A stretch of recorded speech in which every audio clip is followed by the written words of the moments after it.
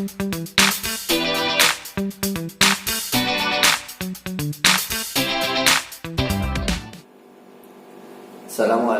warahmatullahi wabarakatuh. Salam sejahtera, selamat pagi. Alhamdulillahirrabbilalamin. Kita bisa melaksanakan kegiatan dan diberikan nikmat sehat oleh Allah Subhanahu wa Ta'ala, sehingga kita bisa melaksanakan aktivitas kita sehari-hari. Semoga teman-teman semua diberikan kesehatan. Saya perkenalkan, saya Dodi Eko Yulianto, dosen di Universitas Abdurrahman Saleh Situbondo, Fakultas Keguruan dan Ilmu Pendidikan, Program Studi Pendidikan Guru Sekolah Dasar. Dalam hal ini saya mengampuh mata kuliah Pendidikan Ilmu Sosial, dan kami juga akan menjelaskan unjuk kerja berkaitan dengan lingkup penelitian.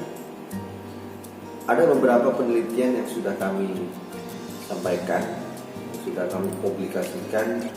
Di antaranya adalah pembelajaran berbatuan permainan formula.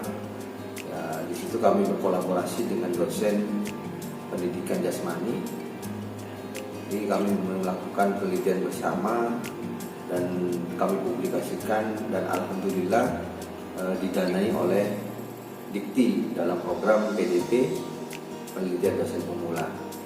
Nah, kami berkolaborasi dengan dosen teman sejawat, gunanya untuk meningkatkan kualitas dan mutu di dalam program studi pendidikan guru sekolah dasar. Penelitian yang kedua terkait dengan pengaruh model program basic learning terhadap kemampuan pemecahan masalah soal cerita dalam pendidikan ilmu matematika. Dalam hal ini kami juga berkolaborasi dengan rekan-rekan yang mengajar di dalam bidang pendidikan keilmuan matematika, sehingga dalam kolaborasi ini menghasilkan sebuah penelitian yang berbasis kepada pemecahan masalah, bagaimana supaya matematika dapat disukai oleh siswa.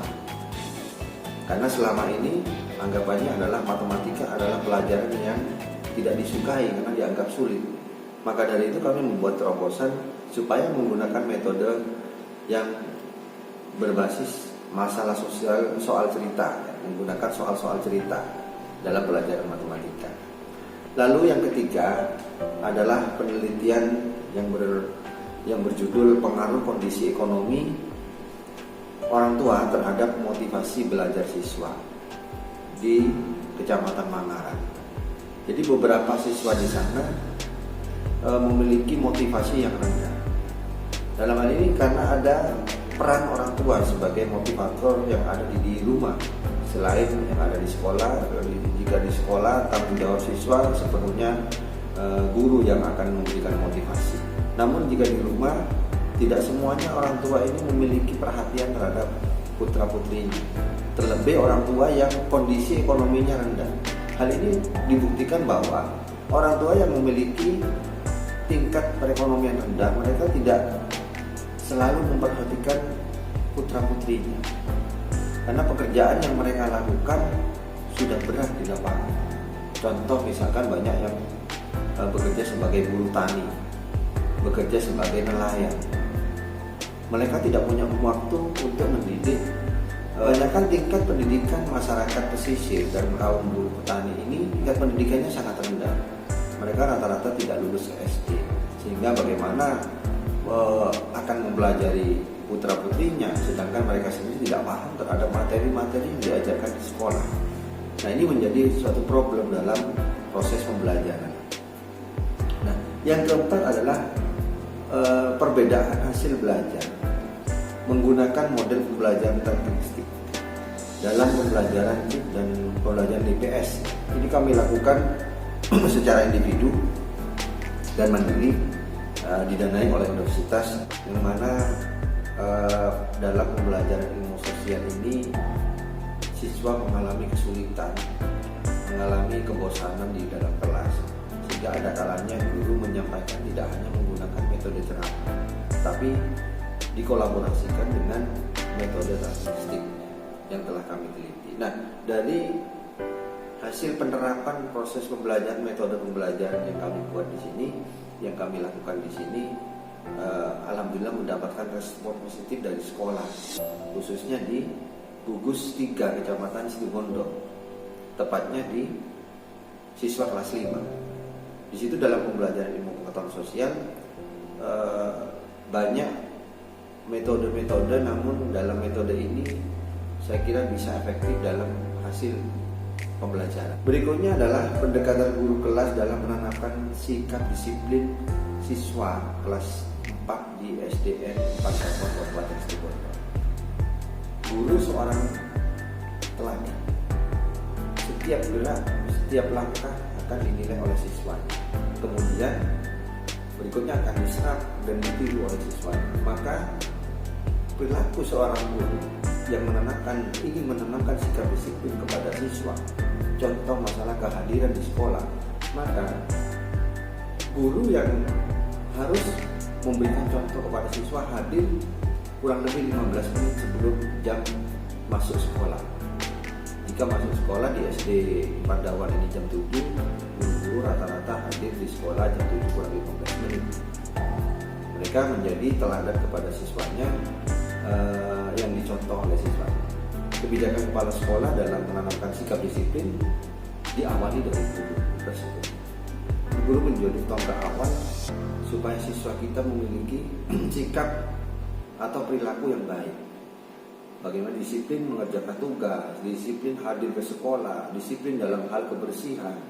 Nah, ini merupakan contoh sikap disiplin yang harus ditanamkan kepada siswa-siswi di SDN 4. Berikutnya adalah penerapan strategi example non-example dengan bantuan media gambar pada materi peristiwa alam untuk meningkatkan hasil belajar siswa.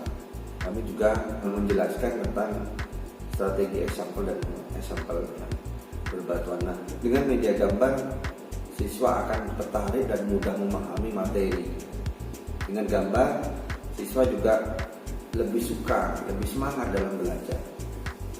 Nah, namun dari beberapa penelitian yang kami tulis dan kami publikasikan, satu yang penelitian yang menurut saya sendiri pribadi memiliki daya tarik tersendiri, keunikan tersendiri. Yang kami angkat di dunia di sini adalah pengaruh kondisi ekonomi orang tua terhadap motivasi belajar siswa di SD 3 Manggaran.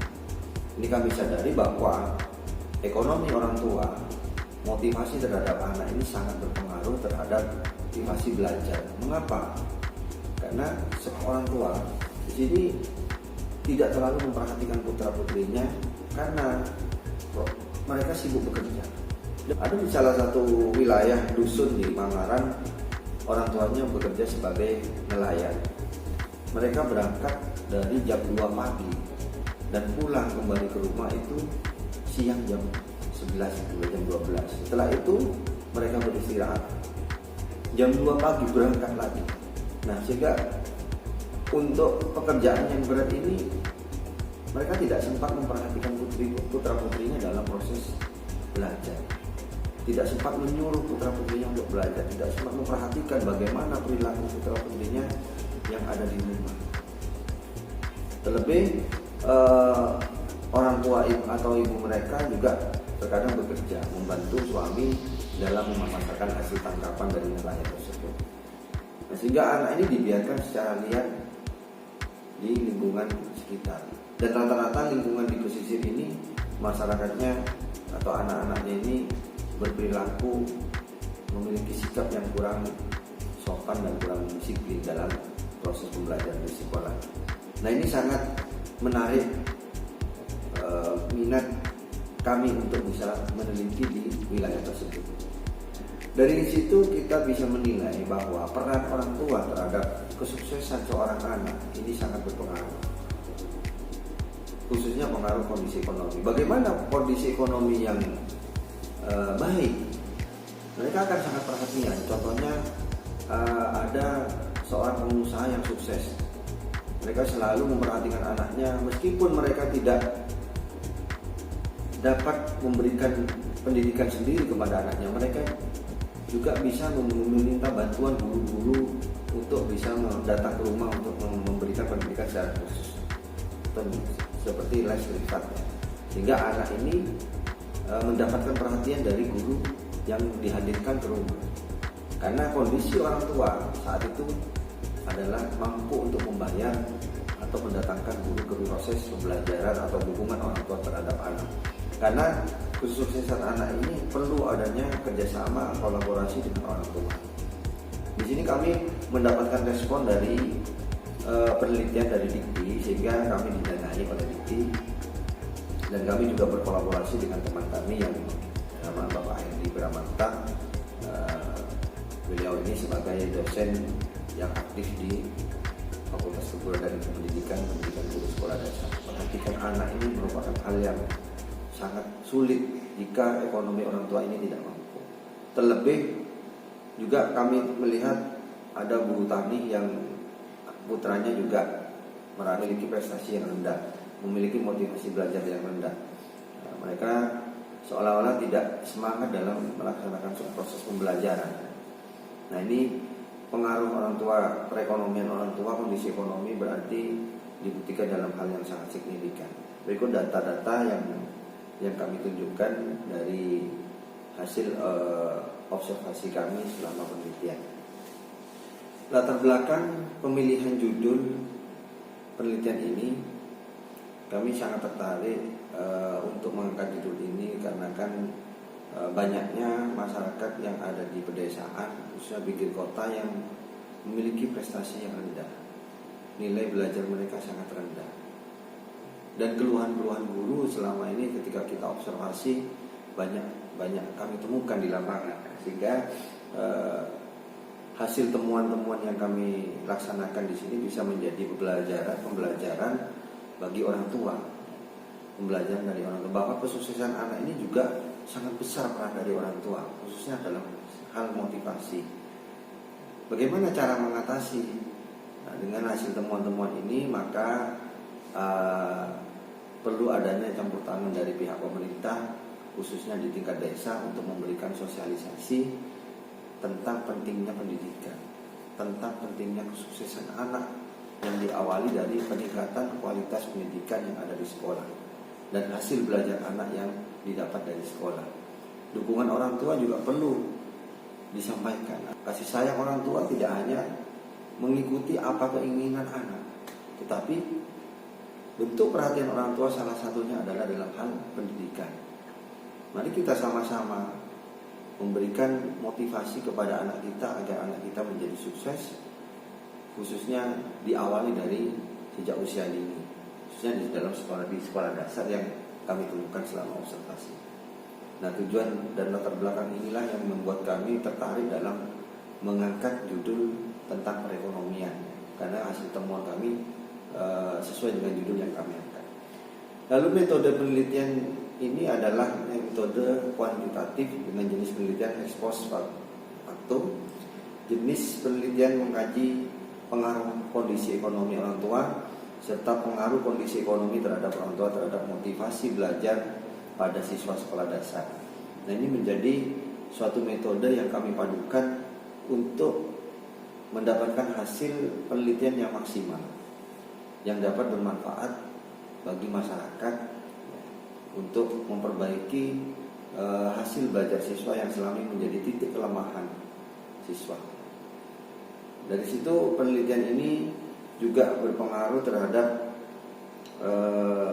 peningkatan hasil belajar siswa. Kami temukan di sini adalah di SD 3 Mangan, Kecamatan Mangan, Kabupaten Situbondo. Temuan yang kami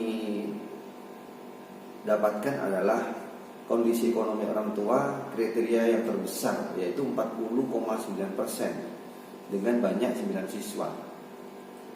Yang kedua temuannya adalah kriteria sedang sebesar 50% dengan banyak siswa 11. Artinya yang memiliki kondisi ekonomi sedang ini 50%, banyak siswa 11. Dan kriteria rendah sebesar 9,1% dengan 2 siswa.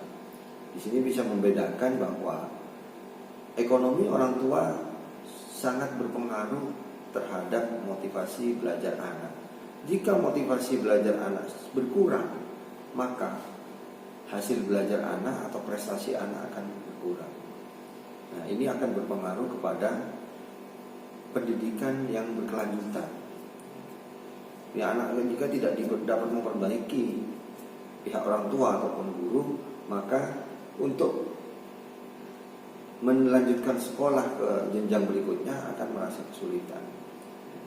Nah, di sini hasil temuan yang kami dapatkan di lapangan ini semoga membawa manfaat ya, kepada kita semua. Kita selaku orang tua baik di sekolah maupun di rumah, ini merupakan suatu pelajaran bagi kita semua sebagai orang tua. Maka perhatian orang tua terhadap anak ini sangat dibutuhkan. Kasih sayang orang tua kepada anak ini sangat dibutuhkan. Tapi yang paling penting adalah pendidikan.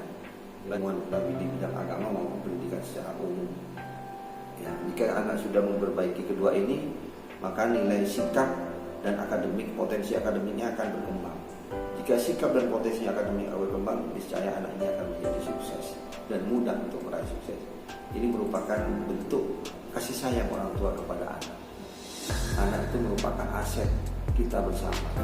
Maka mari kita sayangi anak-anak kita sebagai penerus bangsa ke depan. Indonesia ada di tangan mereka setelah kita. Kita perbaiki, kita niat lillahi ta'ala untuk meningkatkan kualitas pendidikan dan mencerdaskan kehidupan bangsa sesuai dengan pembukaan Undang-Undang Dasar 1945 yang menjadi dasar kami untuk meningkatkan kualitas pendidikan. Salah satunya adalah melaksanakan penelitian di bidang pendidikan. Saya kira itu hasil penelitian kami yang kami review selama ini yang kami lakukan. Semoga bermanfaat dan menjadi suatu catatan pengabdian kami kepada bangsa ini. Terima kasih, mohon maaf. Tetap semangat berkarya. Wassalamualaikum warahmatullahi wabarakatuh.